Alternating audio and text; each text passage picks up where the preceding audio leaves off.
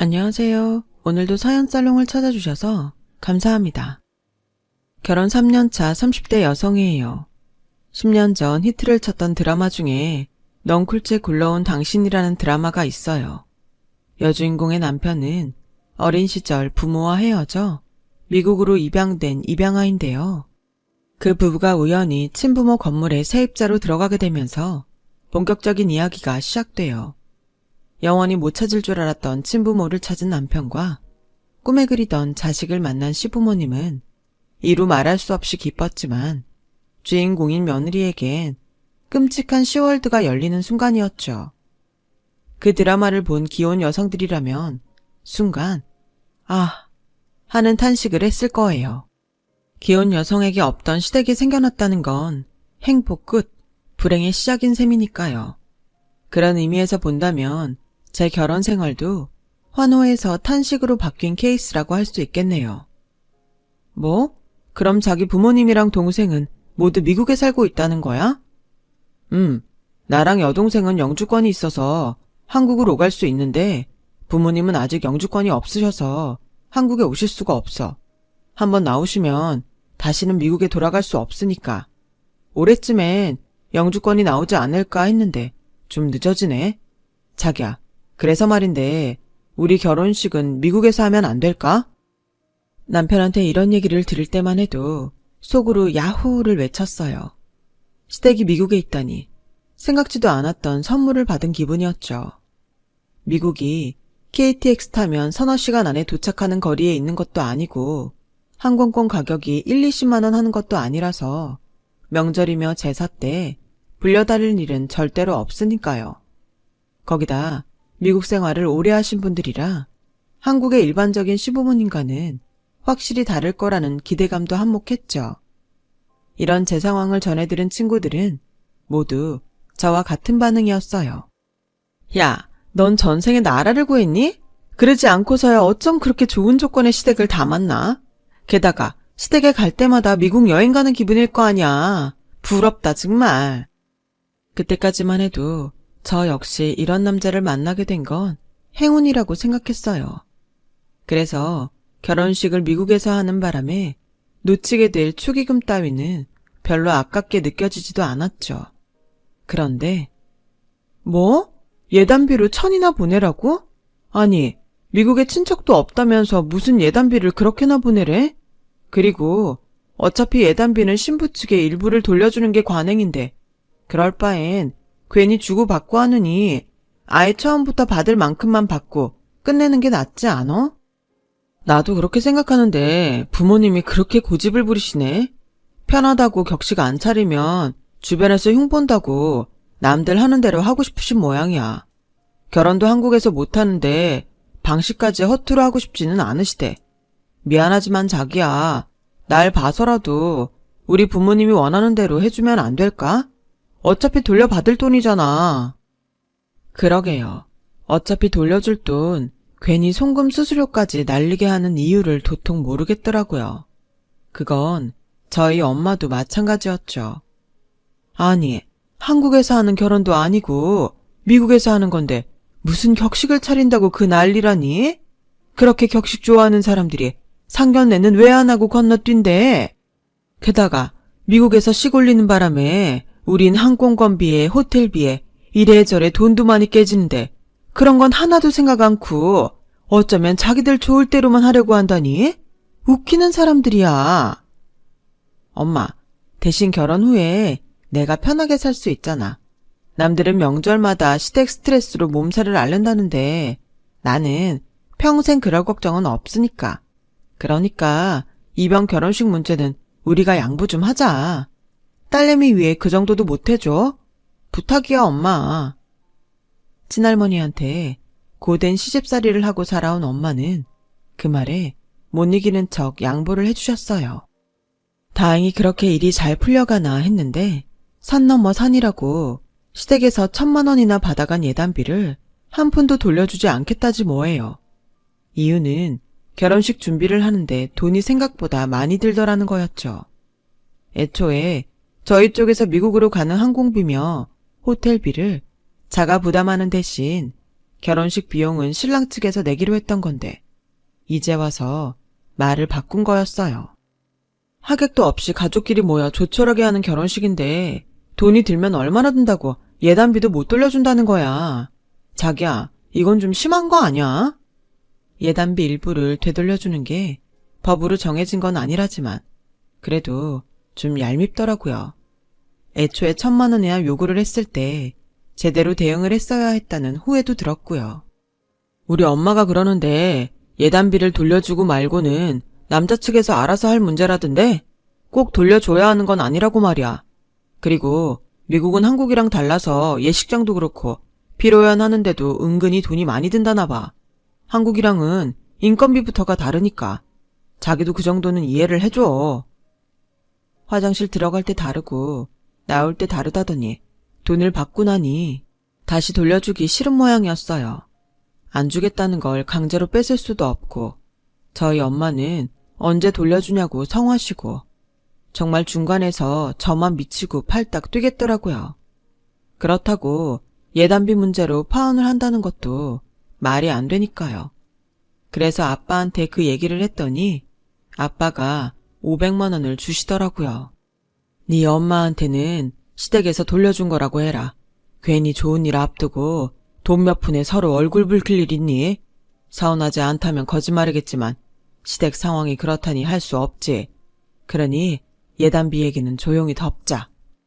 아빠한테는 죄송하긴 했지만 그때는 저도 시끄러워지는 게 싫었던 탓에 아빠 말대로 하기로 했어요. 그렇게 말도 많고 탈도 많던 결혼식이 무사히 끝나고 저희는 신혼생활을 시작할 수 있었어요. 물론 결혼식 당일까지도 크고 작은 일들이 많았지만 남남으로 살던 두 가정이 하나가 되는 건데 그 정도 문제야 없겠냐 하곤 넘겼어요. 저와 부모님은 참을 인자를 수십 번 가슴에 새기며 참고 또 참았어요. 그런데 그거 아시죠? 요즘은 참을수록 호구가 된다는 사실이요. 결혼식이 끝나고도 시댁의 염치 없는 행동은 끝나지 않았거든요.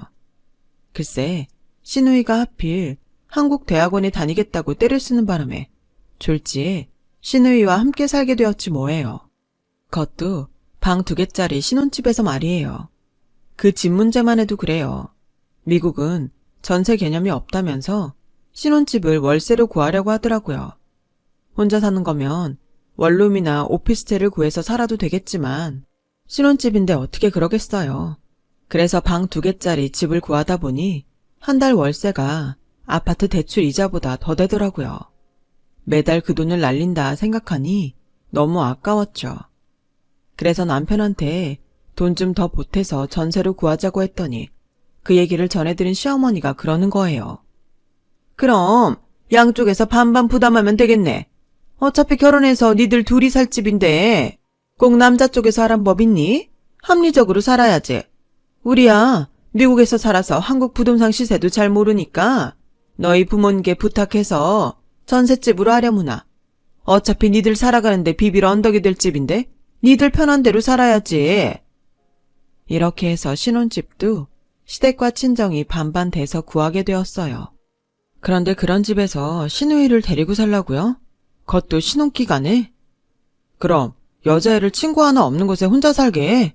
오빠가 한 도시에 살고 있는데도 난 그렇게는 못해. 자기라면 자기 동생한테 그러겠어? 그러니까 이번 일은 당신이 양보 좀 해줘. 따지고 보면 나쁜 것만도 아니잖아. 자기도 직장생활 하느라 바쁠 텐데 빨래며 청소를 셋이서 분담하면 훨씬 더 편한 거 아니겠어? 꼭 안 좋은 것만 생각하지 말고 우리 합리적으로 생각하자. 게다가 미국은 룸쉐어가 일반적이라서 동생이랑 같이 살아도 불편할 거 없어. 주로 각자 자기 공간에서 있다가 잠깐 공용 공간으로 나오는 것 뿐이잖아. 하지만 남편 말과는 달리 정작 함께 살아보니 룸쉐어의 개념은 딴 나라 얘기더라고요. 하루 종일 핫팬츠를 입은 채 소파에서 누워 뒹굴거리는 시누이를 봐야 했거든요. 게다가 감자칩이며 쿠키를 먹고 흘린 부스러기가 온 사방에 떨어져 있어서 저는 퇴근 후에도 찍찍이를 들고 온 집안 청소를 해야 했어요. 거기까지는 참을 수 있었어요. 절 정말 화나게 했던 건 따로 있었죠. 자기야, 자기 동생이 또 내 백을 들고 나갔어. 나도 아끼는 거라 몇 번 안 들었던 거라고. 조심이나 들면 말도 안 해. 얼마나 함부로 굴렸는지 저번에 들고 나간 백도 옆이 다 까져 있더라고. 당신이 주의 좀 줘. 이런 식이면 나 정말 같이 못 살아. 신우이가 제 백이며 구두, 심지어 브라까지 자기가 마음에 드는 게 있으면 도둑고양이처럼 몰래 훔쳐다 쓰곤 했어요. 물건을 얼마나 험하게 쓰는지 한눈에 봐도 티가 날 정도였죠. 그래서 남편을 시켜 신우이한테 한 소리 하면 그때만 좀 나아지는 듯 보이다가 얼마 안 가 또 훔쳐다 쓰곤 했어요. 그래서 참다 못해 제가 직접 신우이한테 말을 했죠. 그랬더니 그깟 백 얼마나 한다고 그래요? 미국에서 그딴 거 명품으로 쳐주지도 않아요. 별것도 아닌 것 가지고. 그리고 그렇게 애지중지할 거면 뭐하러 비싼 돈 주고 사섰어요? 그냥 명품관 쇼윈도 너머로 보고 말지. 언니, 그렇게 궁색하게 살지 마요. 사람 취해 보이니까. 뭐? 추해? 말이면 단 줄 알아요? 그렇게 돈 많으면 직접 사서 쓰지. 왜 남의 물건을 도둑고양이처럼 훔쳐다 쓴대요, 추잡하게. 아무튼 난 누가 내 물건에 손대는 거 싫으니까 앞으로는 절대 손대지 마요. 오냐오냐 해줬더니 가관이더라고요. 그래서 딱 잘라 말을 했죠. 그런데 그 일이 있고 다음날 바로 시어머니한테 전화가 왔지 뭐예요. 너 그렇게 안 봤는데 정말 못됐구나. 어떻게 신우이한테 도둑년이란 소리를 할 수가 있어. 아무리 떨어져 산다고 네가 시집을 이렇게 무시할 수가 있니? 네가 몸이 편해서 그런가 본데 좋다. 너도 이제부터 제3의 명절 때 미국으로 와. 와서 다른 집 며느리들 하는 것처럼 똑같이 해봐. 어머님, 그게 무슨 말씀이세요? 어떻게 제3의 명절마다 미국에 가죠? 그리고 아가씨 일은 오해하신 거예요. 설마 제가 도둑년이란 말을 했겠어요? 도둑고양이처럼 그런다고 했는데 그걸 잘못 알아들은 모양이에요. 저 그렇게 막대 먹은 사람 아니에요. 그리고 오죽하면 제가 그랬겠어요. 어머님도 알다시피 여자한테 명품 백이 그냥 백이 아닌 거잖아요. 그걸 몰래 들고 나가서 스크래치까지 내왔으니 제가 화가 안 나겠어요? 그래서 좀 세게 말했던 건데 앞으로는 주의할게요. 그러니 노여움 푸세요. 그렇게 한참을 어르고 달래서 철마다 미국으로 오라는 어머님 명은 거둘 수 있었어요. 어찌나 신경을 곤두세우고 통화를 했던지 통화를 마치고 나니 온몸에 힘이 쭉 빠지더라고요. 시댁이 먼 곳에 있어서 좋다고 했더니 시도 때도 없이 오는 전화 때문에 시어머니가 바로 옆집에 사는 기분이 들더라고요. 그래도 명절에 시댁에 안 가는 게 어디냐 위안을 삼았어요. 평생 저희 집에 들러붙어 살 것 같던 신우이가 석사 과정 중에 미국으로 돌아가 버린 덕분에 결혼하고 2년 만에 우리는 진짜 신혼을 맞게 되었어요. 그렇게 뒤늦게 찾아온 봄날을 즐기던 어느 날 미국에서 소포가 왔어요. 박스를 열어보니 랩으로 칭칭 감긴 초콜릿이 한 박스 들어있더라고요. 마트에서 파는 직사각형 모양의 허쉬 초콜릿이었어요. 보낸 사람 이름을 보니 시어머니더군요. 왜 한국 마트에도 다 파는 걸 굳이 항공소포로 보냈을까 의아했어요. 그리고 그 궁금증은 그날 밤 어머니 전화를 받고서야 풀리게 되었죠. 곧 사돈 생신이잖니. 그래서 마트에 간 김에 한 박스 샀다. 너희 아버님이 전후 세대시잖니. 전에 얘기를 들어보니 어릴 때 미군 따라다니며 기브미 초콜릿 하면서 초콜릿 얻어먹었다는 얘기를 하시길래 이참에 실컷 드시라고 큰맘 먹고 한 박스 사서 보냈다. 귀한 거니까 아껴서 드시라 그래. 거기선 미제 초콜릿 구하기 힘들잖아. 아, 기가 막혀서 정말. 사돈 생신 선물로 미제 초콜릿이라니. 그것도 귀한 거니 아껴 먹으라고요? 제 귀를 의심할 정도였어요.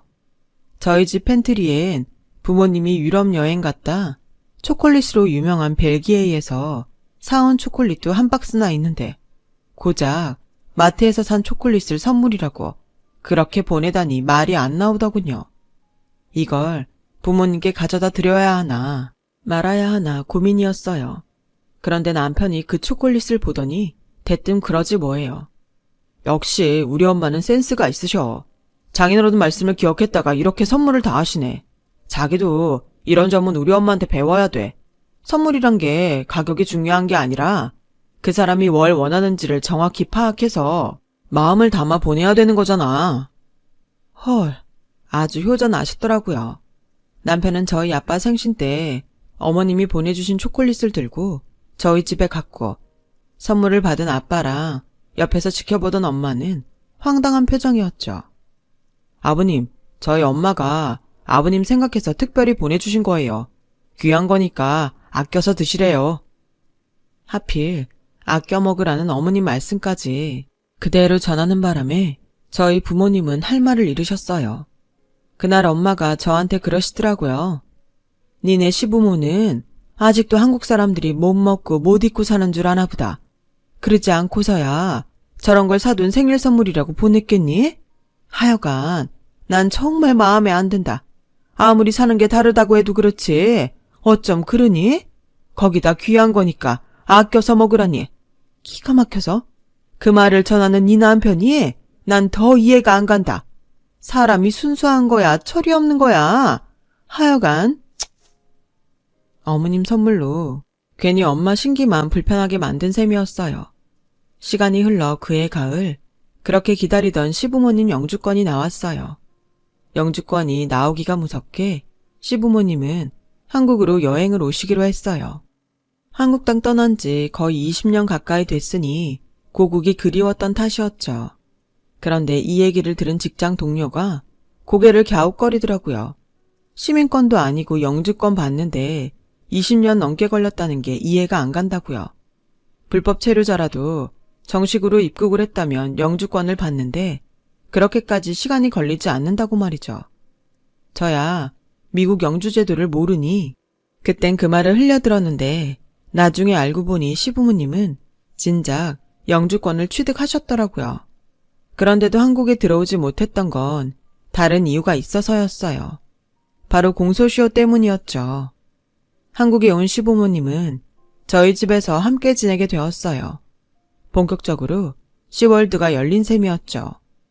어머님은 반찬 만드는 것부터 청소, 빨래까지 사사건건 트집을 잡으시며 자기 방식으로 하기를 고집하셨어요. 뒤늦게 시집살이를 된통 당하게 된 저는 하루하루가 지옥 같았죠.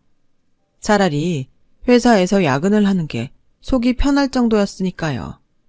아버님은 뭐가 그리 바쁘신지 아침에 나갔다가 제가 퇴근할 쯤 돼서야 돌아오시곤 했는데 알고 보니 땅을 보러 다니신다고 하더라고요.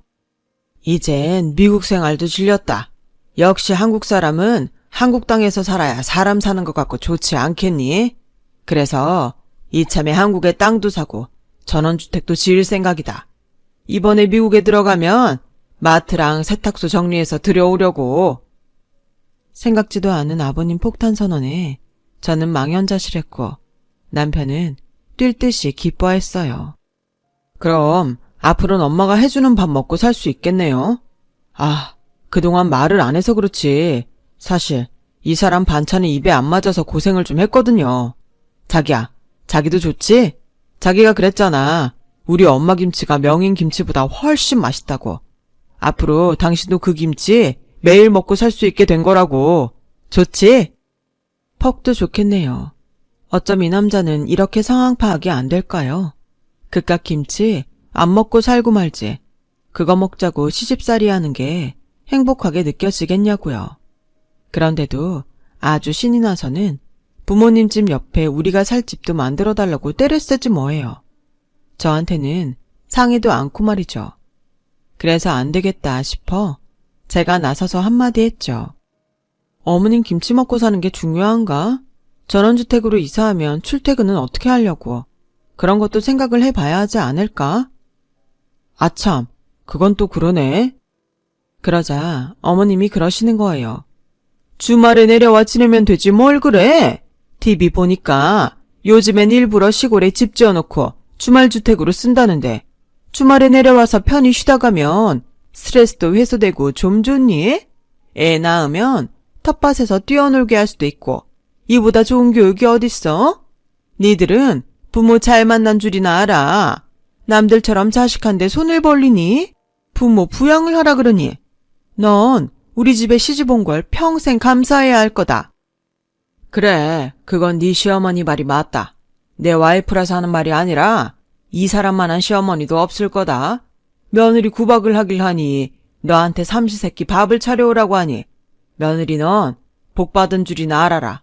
어디 가서 이런 시어머니를 만나겠니? 부부가 주거니 받거니 자화자찬이 끊이질 않았어요. 제 속도 모르고 말이죠. 한동안 딸을 보러 다니시던 아버님은 서울 근교에 전원주택 부지를 구입하셨고 집은 한국으로 들어오신 후에 본격적으로 짓기로 하셨어요.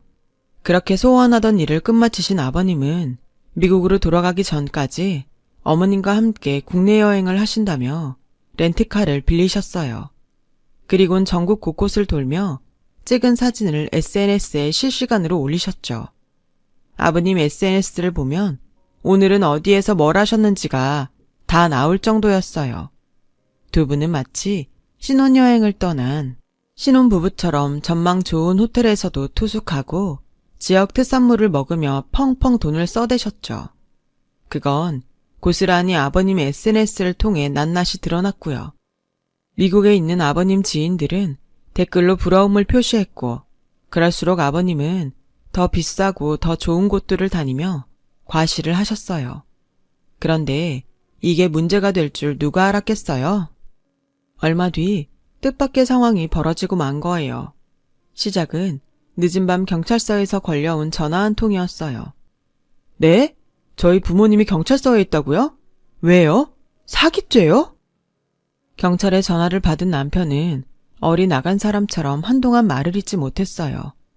그런 남편의 모습에 저도 놀라긴 마찬가지였죠. 자기야, 그게 무슨 소리야? 사기죄라니 설명을 좀 해봐. 그제야 남편은 모든 사실을 솔직히 털어놓았어요. 자기 가족이 왜 미국으로 이민을 가야 했는지를요.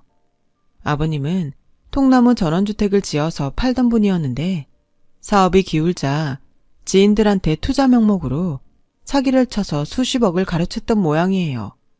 그걸 들고 미국으로 야반도주를 했고 근 10년간 한국에 사는 친인척과도 연락을 끊고 살았던 거죠. 그러다 한 10년 전쯤 부친 장례식에 참석하기 위해 한국에 들어왔다가 장례식장에서 아버님한테 사기를 당한 친척과 맞닥뜨리게 된 거죠. 그 길로 경찰서에 끌려갈 뻔했지만 부친 장례만 마치게 해달라고 통사정을 한 덕분에 시간을 벌게 되었고 그 틈을 타 장례식 도중에 아버님은 미국으로 다시 도망을 치셨던 거예요.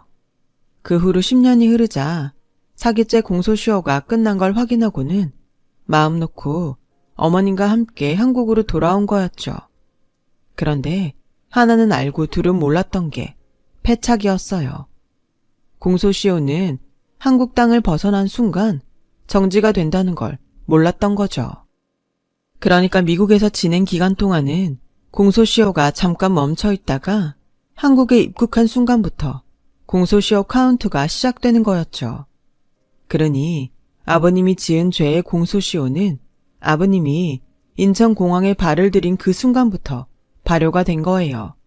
사기죄도 고스란히 살아나게 된 거고요. 아버님한테 사기를 당했던 분들 중 한 분이 수년 동안 아버님의 SNS를 주시하고 계셨는데 얼마 전 아버님이 한국에 들어온 사실을 알고는 당신처럼 사기를 당했던 사람들한테 연락을 했던 거죠. 피해자들은 아버님 SNS를 지도 삼아 아버님 뒤를 쫓았고 결국 고급 호텔 라운지에서 아버님을 발견하곤 경찰서로 끌고 간 거예요. 그곳에서도 아버님은 당당하셨어요. 이봐요. 엄한 사람 죄인 취급하지 말아요. 공소시효도 지난 일인데 내가 왜 죄인이냐고. 그냥 법대로 해. 이러쿵저러쿵 떠들지들 말고 법대로 하란 말이야. 그러자 피해자들은 땅을 치고 울분을 토했고 보다 못한 경찰이 나서서 한마디로 상황 정리를 해버렸어요. 이봐요. 김명서 씨. 당신이 착각하는 모양인데 공소시효 안 끝났습니다. 당신이 미국에 숨어 지낸 기간은 공소시효 기간에 포함이 안 되거든요. 당신 말대로 법대로 하자고 했으니 그렇게 하자고요. 여기 계신 분들하고 합의를 보셔야 그나마 법정에서 선처를 받을 수 있을 텐데 어쩌실래요? 그래도 큰 소리 치겠어요? 사람이라면 이러면 안 되죠. 사기쳐서 남의 눈에 피눈물 빼고 멀쩡하던 남의 가정 파탄낸 주제에 미국에서 호의호식하고 산 것도 모자라 한국에서 땅도 구입하셨네요. 죄 지은 사람이 이렇게 떵떵거리고 살아도 됩니까? 하늘이 두렵지도 않냐고요. 그러고도 자식 며느리 보기 부끄럽지도 않냔 말입니다. 공소시효가 끝나지 않았다는 말에 그제야 아버님은 세상을 다 잃은 사람처럼 고개를 떨구셨어요. 피해자 가족들은 그제야 죽다 산 사람들처럼 만세를 불렀고요. 결국 아버님이 유치장에 들어가 있는 동안 어머님은 피해자 가족들을 만나 사과를 하고 합의를 했어요. 하지만 죄질이 워낙 더러워서 결국 법정에서 실형 선고를 받게 되었죠. 미국에 있는 마트와 세탁소, 그리고 이번에 샀던 땅이며 은행 잔고까지 탈탈 털어서 합의를 받던 어머님은 법원 판결에 항의를 하다가 법정 구속까지 되고 말았고요. 한마디로 하루아침에 온 집안이 풍비박산이 나버린 거죠. 20년 전 아버님을 믿었던 지인한테 아버님이 했던 것처럼요. 모든 사실을 전해들은 저희 부모님은 당장 이혼을 하라고 하셨어요. 특히 저희 엄마가요. 난 죽었으면 죽었지. 저런 인간들이랑 사돈지간으로 못 산다. 우리 친정이 왜 망했는데 우리 아버지도 믿었던 친구한테 전 재산 홀라당 뺏기고 그 충격에 쓰러지셔서 돌아가셨다. 그걸 내 눈으로 확인했는데 그런 나한테 사기꾼 집안과 사돈을 하라고? 난 못한다. 그러니까 당장 이혼해. 아무리 제 남편이 싹싹 빌고 용서를 빌어도 엄마는 꿈쩍도 안 했어요. 그러자 남편이 하지 말아야 할 말을 내뱉고 말았죠. 정말 너무하시네요. 저희 부모님이 장모님 재산을 뺏은 것도 아닌데 이렇게까지 하신 건 이해가 안 가요. 어려울수록 사람이 돕고 살아야지. 어떻게 저희 집 망하자마자 바로 이혼을 하라고 하세요? 혹시 그동안 저희 집 재산이 탐나서 저희 결혼 찬성하셨던 거예요? 돈이요. 다시 벌면 그만이에요. 저도 저희 아빠도 능력 있다고요. 그렇게 제가 보기 싫으시면 어머님이 저 안 보시면 되잖아요. 암튼 저 이혼 못해요. 아니, 안 해요. 그러자 지금껏 아무 말씀도 안 하시던 아빠가 자리에서 일어나셨어요. 그리고는 남편의 멱살을 쥐셨죠. 이래서 안 된다는 거야. 네 놈이 제정신이 박힌 놈이라면 네 부모 편을 들 게 아니라 그동안 네 부모 때문에 상처 입고 살아온 피해자들을 찾아가 사과를 했어야지. 그런데 넌 어떠냐? 뭐가 억울해서 네 장모 앞에서 핏대까지 세우며 폐악질이냐? 이런 놈을 사위로 삼고 살라고? 난 싫다. 자식은 부모의 등을 보고 자란다고 하더구나. 넌 돈에 눈이 멀어 세상을 잘못 살고 있는 내 아버지 등을 보고 자라 그런가. 인간이 되려면 멀었다. 난 내 딸을 너 같은 놈한테 못 맡겨. 결국 우리는 합의 이혼을 하게 됐어요. 비단 저희 부모님 때문만은 아니에요. 저도 그간 남편과 살면서 후회를 하고 살았거든요. 거기다 이런 시부모님을 평생 가족으로 여기고 살 엄두가 나지 않았다는 게 이유였죠. 전셋집을 빼서 절반을 돌려받고 살림은 업체에 맡겨 정리를 했어요. 그렇게 3년간의 결혼 생활은 끝이 났죠. 지나고 보니 한순간 같더라고요. 지긋지긋하던 10월도 문도 닫히고 이젠 돌싱이 되었네요. 그래도 이번 일을 통해 한 가지 교훈은 얻을 수 있었어요. 남의 눈에 피눈물 나게 하면 언젠가 내 눈에도 피눈물 난다는 사실을요. 내가 저지른 악행은 언젠가 부메랑이 되어 내 목을 죄는 날이 온다는 걸 저희 시부모님을 통해 알았거든요. 그래서 인생은 어떻게 사느냐가 중요한 것 같아요. 한 번뿐인 인생, 적어도 인간답게 살다 가야겠습니다. 제 사연을 들어주셔서 감사드려요. 돈에 관해선 항상 조심하시고 모두 부자 되세요. 여러분, 사연 댓글에 응원과 현명한 조언 부탁드려요. 좋아요와 구독은 저에게 큰 힘이 됩니다. 오늘도 좋은 일 가득하세요.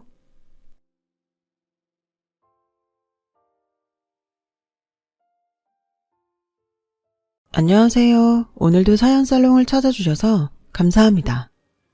저는 최근 아주 다사다난한 일을 겪은 30대 여자입니다.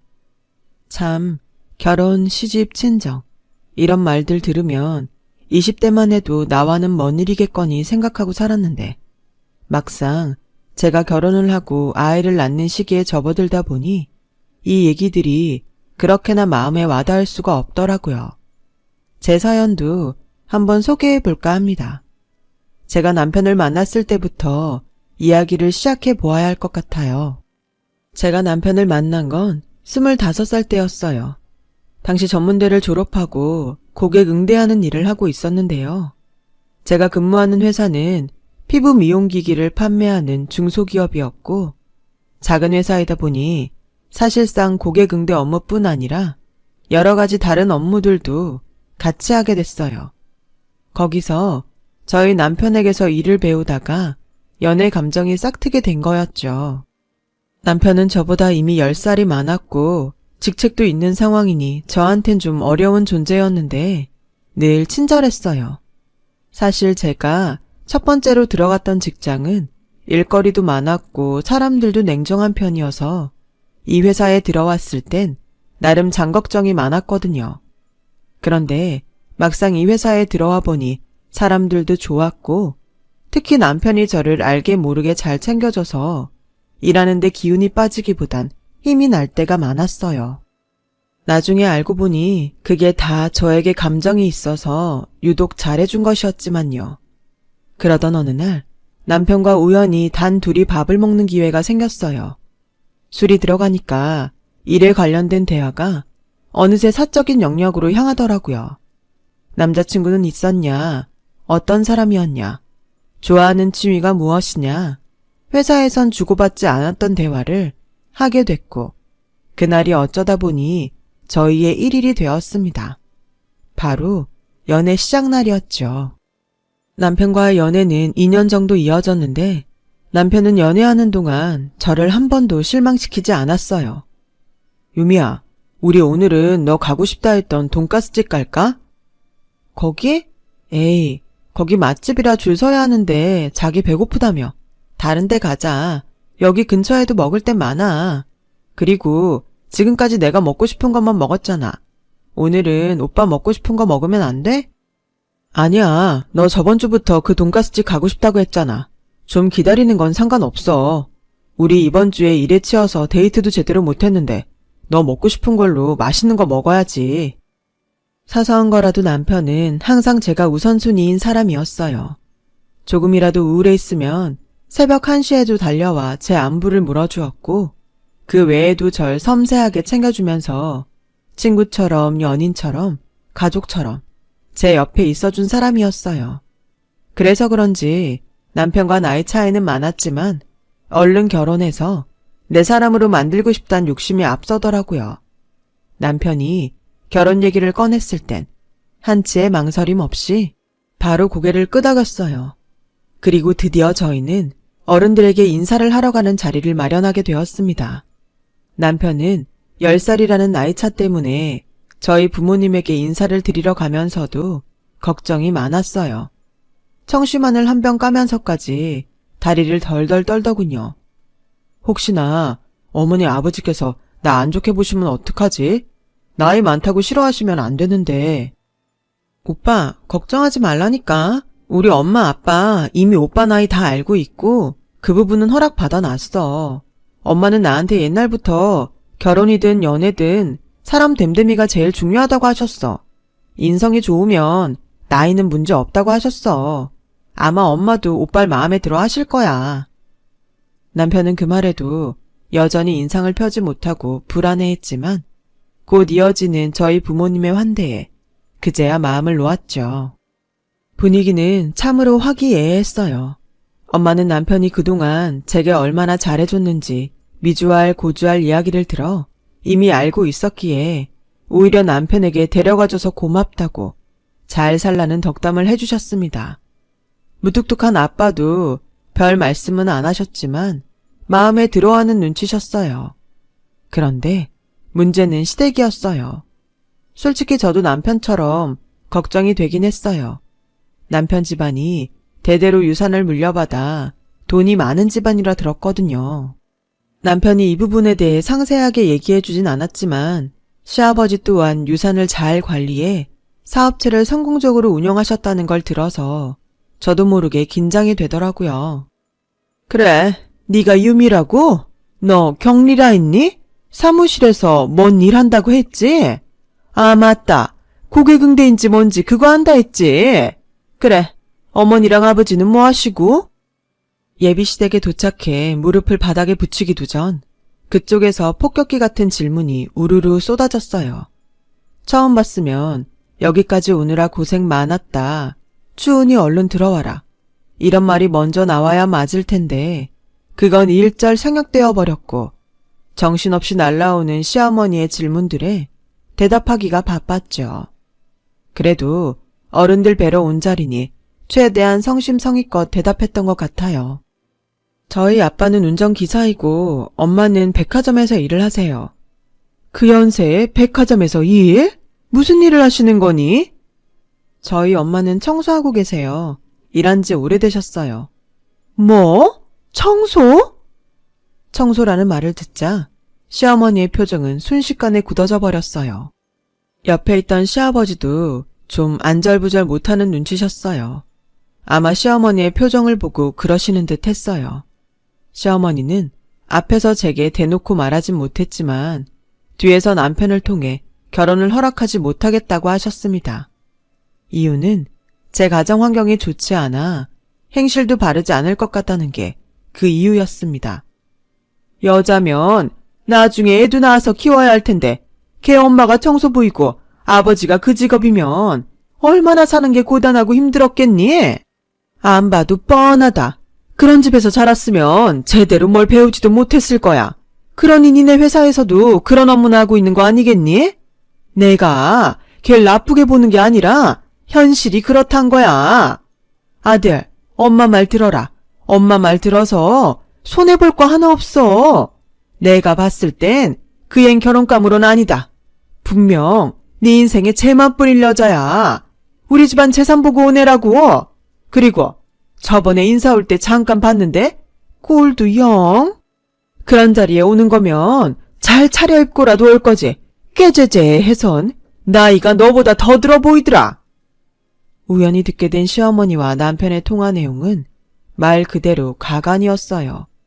어떻게 한 번 본 사람한테 그런 모질고 매정한 말을 쏟아낼 수 있는지 너무 상처받아 그 길로 저는 울면서 집에 와 이 얘기를 엄마에게 털어놓지도 못하고 혼자 삭히고 또 삭혔어요. 그리고 결혼에 대해 다시 한번 생각해보게 되었어요. 오빠네 집안이 얼마나 대단스런지는 모르겠지만 나 오빠네 집안에 기대한 거 하나도 없어. 내가 어떤 집안인지 어떻게 알아? 그리고 내가 돈을 달래 뭘 달래? 오빠만 보고 결정한 결혼인데 왜 이런 취급을 받아야 해? 우리 진짜 이제 그만하자. 이런 쓰레기 취급받으면서 나도 이젠 싫어. 하지만 그런 절 붙잡은 건 남편이었어요. 안 돼, 유미야. 난 너 없으면 정말 안 돼. 우리 엄마는 어떻게든 내가 설득해 볼게. 어차피 결혼은 우리 둘이 하는 거야. 집안끼리의 결합이니 하는 건 다 옛말이라고. 한 번만 날 믿어주면 안 될까? 내가 해결할게. 나한테 맡겨. 그리고 엄마가 뭘 하시던 내가 지켜줄게. 당시 파혼하고픈 마음은 굴뚝 같았지만 남편을 너무 좋아했습니다. 그리고 남편의 말에도 설득당했고요. 누가 그랬나요? 집안끼리의 결합이 다 옛말이라고. 결혼은 우리 둘이 하는 거라고. 남편이 어떻게 설득한 끝에 무사히 결혼은 할 수 있었지만 시어머니의 무례한 행동은 상견례에서 그대로 드러났어요. 아참, 사돈, 백화점에서 청소하신다고 하셨잖아요. 혹시 거기 백화점 어디예요? 사시는 댁이 저랑 가깝다고 들어서 제가 가는 곳일 수도 있겠네요. 다른 게 아니고 저도 자주 가는 명품관이 있어서 한 달에 한두 번은 백화점을 가거든요. 그런데 어떤 백화점은 청결 상태가 좋고 어떤 데는 바닥도 더럽고 하더라고요. 사돈이 분명 청결에 애써 주시겠지만 백화점 오가는 손님들한테 청결이 중요하거든요. 근데 참 청결 상태 엉망인 거 보면 얼마나 짜증이 나는지 아주 쇼핑할 맛이 다 떨어진다니까요. 아마 그런 백화점은 매출도 별로일 거예요. 아무튼 나중에 사돈 근무하시는 곳에서 만나뵐 날도 오겠네요. 아, 네. 저는 중랑구 쪽에 있는 A백화점에서 일하고 있어요. 오래 일하기도 했고 근무 환경도 좋아요. 항상 청결은 신경 쓰고 있어요. 제 근무지는 그렇고 나중에 좋은 곳에서 한번 뵈어요. 도무지 왜 상견례란 자리에서 엄마 근무지는 왜 물으시는 건지, 갑자기 백화점 청결 얘기는 왜 꺼내는지 기분이 확 나빠졌어요. 마치 자신이 쌓아온 불만을 청소부인 엄마에게 쏟아내는 것처럼 보였으니까요. 시어머니의 이런 어처구니 없는 행동에 저희 아버지 표정도 이내 얼어붙으셨고 남편도 못 말리겠다는 듯 옆에서 한숨을 푹 쉬어대더라고요. 이어지는 시어머니의 말은 온통 자기 집안이 얼마나 잘 사는지, 자기 아들이 얼마나 잘났는지 하는 이야기들이었어요. 그 후도 난관이 기다리고 있었어요. 저와 남편이 모은 돈으로 신혼집을 차렸는데 회사 때문에 시어머니 집과 좀 가까운 편이라 솔직히 걱정이 되더라고요. 아니나 다를까 시어머니가 어느 순간부터 너무 자연스레 저희 신혼집을 드나들었어요. 말도 없이 비밀번호를 누르고 들어오셔선 집안을 둘러보시는데 그럴 때마다 무슨 회계감사라도 받는 것 같았습니다. 반찬 검사부터 시작해서 청소는 되어 있는지 혼자 손가락으로 몰래 먼지 쓸어보고 하는데 정말 직장에서도 안 받는 스트레스가 저절로 쌓이더군요. 근데 아유, 이건 유통기한도 한참 지났는데 왜 버리지 않고 그대로 두는 거냐? 이거 우리 아들이 잘못 마시다가 병이라도 걸리면 어쩌려고? 너 살림 제대로 하고 있는 거 맞니? 네가 결혼할 때 직장 더 다니고 싶다 해서 그러라 하긴 했다만 일 때문에 정작 집안일은 신경 못 쓰고 있는 거 아니야? 그러니 맨날 반찬이 똑같지? 거기다 이 오뎅볶음은 우리 우영이가 좋아하지도 않는 건데 어째 죄다 반찬이 다 우리 우영이 입맛엔 안 맞는 것 같구나. 설마 너 좋아하는 걸로만 차려 먹는 게야? 아니요, 어머님. 오뎅볶음은 우영씨가 해달라고 해서 차린 반찬이고요. 저희 식사 준비는 시간 되는 사람이 번갈아가며 하는 편이에요. 가끔 사다도 먹고요. 저와 우영씨 모두 동의한 사항이에요. 찾아오셔서 이것저것 조언해 주시는 건 감사하지만 집안일 문제는 저희에게 맡겨주시면 안 될까요? 어느 날인가 와서 또 저런 말씀들을 늘어놓으시길래 이젠 안 되겠다 싶어 정말 용기 내어 한 말이었어요. 시어머니는 제 의견 따윈 가볍게 묵살하고 다른 것에 꽂히셨어요. 뭐? 사 먹는다고? 아니, 저녁 반찬을 무슨 돈 주고 사다 먹는다는 거야? 난 그런 사람들 평생 가도 이해 못했는데 세상에 그게 내 며느리였구나. 얘, 밖에서 먹는 건 다 조미료 덩어리다. 우리 우영인 내가 늘 직접 집에서 만들어 먹였어. 아무리 바빠도 그리 정성껏 먹여 키웠는데 이제 와 사 먹는다니? 기가 찰 노릇이다. 반찬 사 먹는 건 절대 안 돼. 죽어도 안 돼. 네가 못하겠다면 내가 이 집에 와 만드마. 시어머니가 매일 저녁 부엌에 계신다 생각하니 너무 아찔했어요. 공포영화도 그런 공포영화가 없겠더라고요. 그 말에 전 급하게 고개를 도리도리 저으며 최대한 만들겠다고 하고 겨우 어린애 달래듯 돌려보냈어요. 시어머니의 정도가 이리 도를 지나치시니 만약 시어머니가 이렇게 남편을 애지중지하는 걸 알았다면 제가 결혼을 했을까 하는 생각이 어느 날은 문득 들더군요. 남편은 사랑하더라도 남편 끼고 살고 싶어하는 시어머니는 도저히 감당이 되지 않았습니다. 여보, 있잖아. 어머니한테 잘 말씀드려서 이제 집에 좀 그만 오시게 하면 안 될까? 사실 나 좀 힘들어. 물론 어머니가 가끔 반찬 갖다 주고 하는 건 좋은데 어머니가 그것만 하러 오시는 게 아니잖아. 어머니 무슨 저승사자처럼 등장하셔서 구석구석 샅샅이 집안 살피고 다닌단 말이야. 자기한테는 엄마지만 난 좀 불편해. 내 생각은 다른데? 네가 너무 예민하게 반응하는 거 아니야? 솔직히 우리 엄마가 자주 오는 건 맞지만 다 너 위해서 나 위해서 하시는 일인데 감사하게 생각할 일 아닌가? 너 회사 다니느라 집안일 신경 못 쓰는 건 맞잖아. 어머니가 반찬 만들어주시는 거 좋다고 해. 난 엄마 밥 먹고 싶으니까. 그때 전 꽤나 충격을 받았어요. 연애할 땐 그리 제게 심장이라도 바칠 것처럼 굴던 남편이 결혼을 하고 나자 자기 엄마랍시고 편을 들고 나서더군요. 남편이 요즘 회사 일로 지쳐하는 걸 알기에 최대한 좋은 분위기에서 해본 말인데 바로 반박하는 모양새가 너무나 어처구니가 없었어요. 솔직히 저희 엄마가 그랬다면 남편은 편했겠어요. 자기도 불편했을 거면서 제 심정은 하나 이해하지 못하고 오로지 엄마 밥 좋다 하는 남편이 정말 10살 먹은 어린애처럼 보였어요. 그 이후로 전 남편과 말하는 횟수를 확 줄였어요.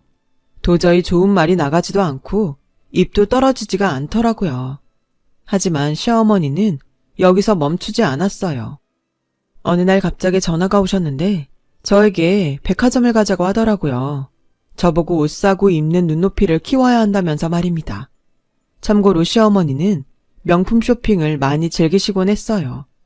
시아버지께선 자식들에게 재산을 물려줘야 한다며 돈 쓰는 걸 좀 아까워하시는 분이라 시어머니에게 과소비가 아니냐며 몇 번 꾸지람을 하시기도 했는데 시어머니 기가 워낙 세니 사실상 먹히지 않았죠.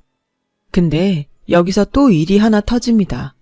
붉은색 원피스와 시퍼런색 원피스를 두고 고민을 하던 시어머니가 저에게 무슨 색 옷이 낫냐 물으시더군요. 잠깐 설명드리자면 참고로 시어머니가 고르신 옷은 신호등을 연상시키는 원색의 옷이었어요. 이런 옷이 백화점에 있어도 되나 싶을 정도로 디자인이 최악이었습니다. 더군다나 덩치 큰 시어머니가 입었을 땐 너무나 부해 보일 옷이었어요. 상상하니 너무 웃기기도 해서 겨우 꾹 웃음을 참고 기분 나쁘지 않게 어울리지 않는 것 같다고 말씀을 드렸어요. 그런데 시어머니는 그 옷이 사고 싶었나 봅니다. 주변 시선이 쏠릴 정도의 큰 목소리로 제게 버럭 화를 내시더군요. 예, 너는 그리 옷을 보는 안목이 없어서 어쩌니? 아니, 우리 아들이랑 살면 좀 달라질 줄 알았는데 아직도 그 깨지재한 안목은 버리질 못한 거야. 이래서 가정 형편이 중요한데? 청소부 딸내미라 그런가? 시어머니가 뒤이어 청소부 딸내미라 그런가 하는 말은 너무도 충격적이어서 순간 제가 잘못 들었나 했죠. 저를 아무렇지 않게 뭉개고 가려는 어머니를 붙잡고 물었어요. 어머님, 지금 뭐라 하신 거예요? 청소부 딸내미라 안목이 없다고요? 나 그런 말 한 적 없다. 넌 젊은 애가 귀도 막혔니? 시어머니는 끝까지 발뺌하더군요. 분명 들었는데도요. 자기는 절대 그런 말 한 적 없다고 잡아떼더라고요. 죽어도 아니라고 하니 저도 더 물을 수가 없었고 가슴에서 천불은 나 어디라도 가서 악이라도 쓰고 싶은 심정이었어요. 마음 같아선 친정 엄마에게 달려가 울고 싶었지만 평생 열심히 일하신 엄마에게 그 어떠한 상처도 줄 수가 없었어요. 대신 그대로 이걸 남편에게 말해버렸어요.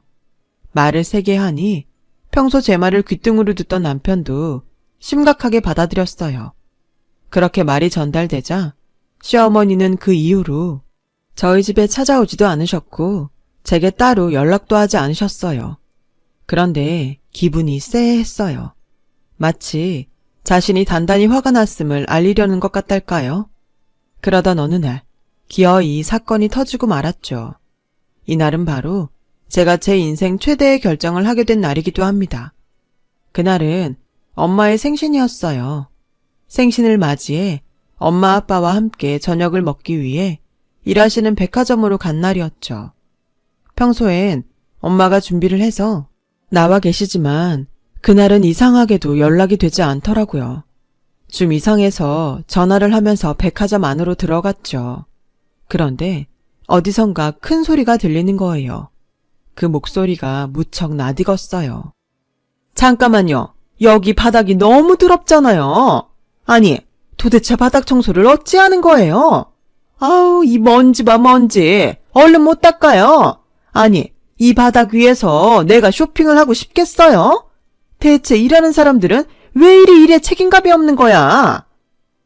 보니까 시어머니가 청소하시는 분을 붙잡고 버럭거리고 계시는 거였어요. 주변 사람들 시선이 모두 그쪽으로 쏠려 있었고요. 멀리 뒷모습밖에 보이지 않았지만 그 아주머니께서도 놀라셨는지 서둘러 대걸레질을 하셨습니다. 그 와중에도 시어머니는 청소하시는 분의 멱살이라도 잡을 것처럼 당장 책임자를 부르라 난리였어요. 일단 시어머니가 굉장히 격앙되어 보였기에 조금이라도 말려야 할 것 같아 저는 그쪽으로 향했어요.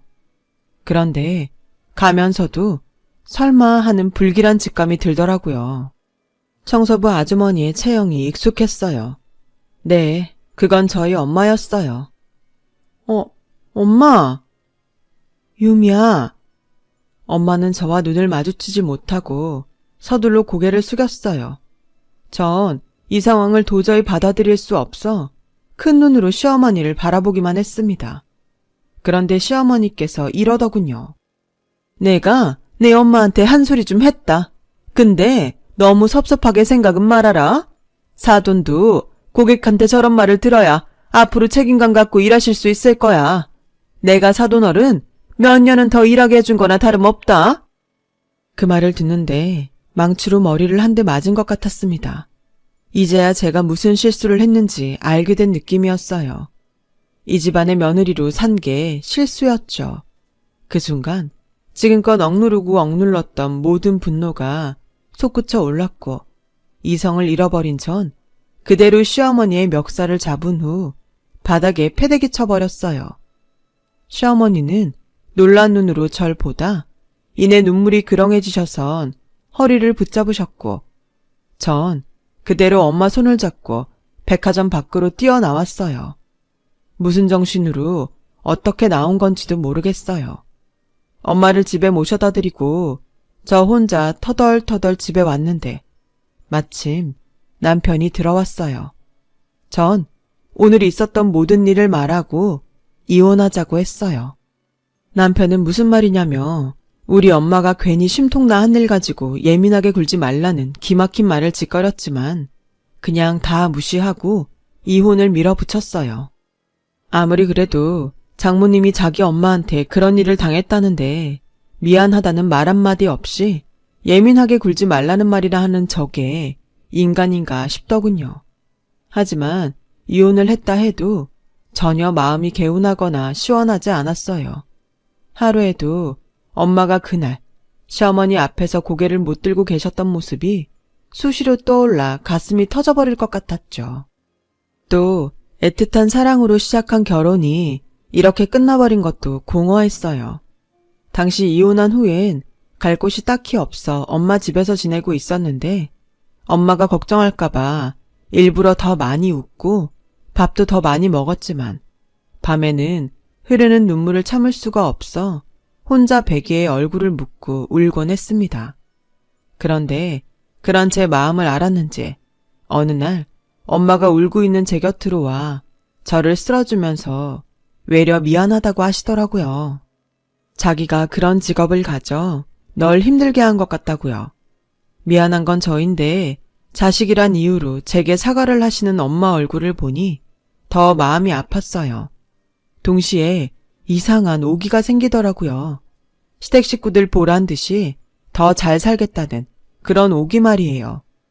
전 정신을 차리고 여러 군데의 회사 면접을 봐 꽤 괜찮은 조건의 회사로 이직했어요. 그리고 옮긴 회사에서 저희 엄마처럼 하루하루 열심히 사는 게 과거를 이겨낼 수 있는 길이라 생각해 무척 열심히 일했습니다. 성실히 살다 보니 일적으로도 좋은 기회가 찾아오더라고요. 그렇게 바쁜 생활을 하면서 기억 속에서 서서히 전 남편, 전 시댁은 모두 잊혀져 가는 듯 했어요. 그러던 어느 날 시어머니의 소식을 알 수 있는 길이 생겼습니다. 집에 돌아왔는데 엄마의 안색이 좋지 않더라고요. 밥을 먹는 절 보면서도 무언가 할 말이 있는 듯 했어요. 제가 무슨 일이냐 물어보자 그제야 엄마는 천천히 입을 떼셨고 그 얘기는 몸이 얼어붙을 정도로 충격적이었습니다. 유미야, 엄마가 오늘 예전 사돈을 봤다. 그런데 낯선 남자랑 있더구나. 좀 젊은 남자랑. 근데 차림새가 이상했어. 꼭 연인처럼 팔짱도 끼고 있고 말이야. 뭐라고? 당시 엄마는 근무지를 새 곳으로 옮기셔서 일하고 있었는데 엄마 말을 들어보니 시어머니가 낯선 남자랑 팔짱을 끼고 명품 쇼핑을 즐기고 있었다고 하더라고요. 엄마가 이상해서 주변 직원들한테 물으니 엄마가 그 층을 청소하지 않아서 몰랐던 것뿐이지 거의 제 집 거실처럼 매일 비슷한 시각에 와서 명품관을 활보하고 있다고요. 전 그 말을 듣곤 확인을 하기 위해 그 다음날 즉시 엄마가 일하는 근무지에 갔어요. 낮 3시쯤 되자 시어머니의 얼굴이 보였고 저도 모르게 심장이 쿵쿵 뛰었어요. 오랜만에 보는 시어머니는 정말로 안 어울리는 붉은 원피스를 입고 남자 팔짱을 끼고 웃고 있었어요. 그런데 대화 내용을 듣곤 순간 역겨워 신물이 올라왔죠. 자기야, 이거 시계는 자기가 해요. 내가 사줄게요. 자기가 저번에 나 힘들다고 했을 때 집 앞까지 와줬으니까 이 정도는 부담스러워하지 말고 받아줘요. 정말요? 저야 그럼 너무 좋죠. 고마워요, 누나. 잘 쓸게요. 내일 누나 환갑잔치 하잖아요. 나 거기 갈 수는 없지만 그래도 보답은 하고 싶으니까 내일 잔치 끝나고 잠깐 봐요. 우리 머물던 곳에서 어딘지 알죠? 은밀하게 시어머니를 향해 속삭이는 그 남자는 제비 같은 놈이 분명했고 시아버지는 모를 일이 분명했습니다. 아니, 아무도 알아선 안 되는 비밀이었죠. 저는 그 다음 날이 무척 기다려지더라고요. 그리고 다음 날 만반의 준비를 하고 전 남편의 SNS를 통해 시어머니의 환갑잔치가 어디서 열리는지 알아낸 후 그곳으로 향했어요. 잔칫날 저를 본 시댁 식구들의 얼굴은 볼만했어요. 안녕하세요, 어머니. 잘 지내셨어요? 당신도 잘 지냈어? 너 여길 어떻게 알고? 아니, 네가 여길 왜 오니? 이혼했으면 곱게 가야지. 왜 내 잔칫날까지 와서 얼쩡거리고 있는 거야? 여기 너 보고 싶은 사람 없다? 당장 안 나가! 어머님, 섭섭한데요. 전 그래도 어머님 환갑 축하해드리고 싶어서 온 건데. 그럼 가볼게요. 아, 그 전에 가족분들이 이 사진은 보셔야 할 것 같아서요. 그리고 전 미리 인화해둔 사진을 시댁 식구들 손에 쥐어주었습니다. 시어머니와 유흥업소 남자가 팔짱 끼고 명품관 도는 사진, 그 두 사람이 호텔로 들어가는 사진, 스킨십을 하는 사진이었죠. 사진을 확인한 시아버지의 얼굴은 곧바로 사색이 되셨고 전 남편의 입에서도 한숨이 흘러나왔어요. 당신 아직도 여기를 드나드는 거야? 끝난 게 아니었어? 여보, 용서해주세요. 내가 이렇게 무릎 꿇고 빌게요. 제발요. 그냥 한번 만난 거예요. 하도 만나달라 해서 어쩔 수 없이 저도 끌려나간 거라고요. 입 안 다물어. 어디서 천하게 그 나이 먹고 이런 남자랑 어울려 다녀? 그것도 대낮에. 사람들 보기 망신스럽지도 않았어. 당장 오늘부로 짐 싸서 나가. 돈 한 푼 안 줄 거니 그리 알고. 내 눈앞에서 당장 사라지라니까 뭐하고 서 있어. 여보, 제발요. 시아버지가 무섭게 호통을 치시자 시어머니는 무릎을 꿇고 자신을 버리지 말라며 온갖 말들을 쏟아냈어요. 전 남편은 얼굴을 감싸고 괴로워하고 있었고요. 시어머니의 통곡 소리가 울려 퍼지자 전 이걸로 됐다 싶어 거길 나와버렸어요. 제가 만든 소란이긴 했지만 더 이상 이 소란에 끼어들고 싶지 않더라고요. 그날 이후 전 남편은 제게 어쩜 그럴 수 있냐고 욕설 섞인 문자를 보내긴 했지만 가볍게 무시해줬어요. 요즘 저는 아주 잘 살고 있어요. 시원하게 복수를 해서 그런지 밥도 잘 넘어가고 잠도 잘 와요. 잊었다 해도 나름 마음에 아물지 않은 상처가 있었는데 이런 일로 복수하게 되었으니 저절로 아문 느낌입니다. 정말 사람은 자기가 하는 대로 받는 것 같아요. 지금까지 이야기 들어주신 분들 감사드립니다. 모두 마음 아프신 일 없이 평안히 지내셨으면 해요. 여러분, 사연 댓글에 응원과 현명한 조언 부탁드려요. 좋아요와 구독은 저에게 큰 힘이 됩니다. 오늘도 좋은 일 가득하세요.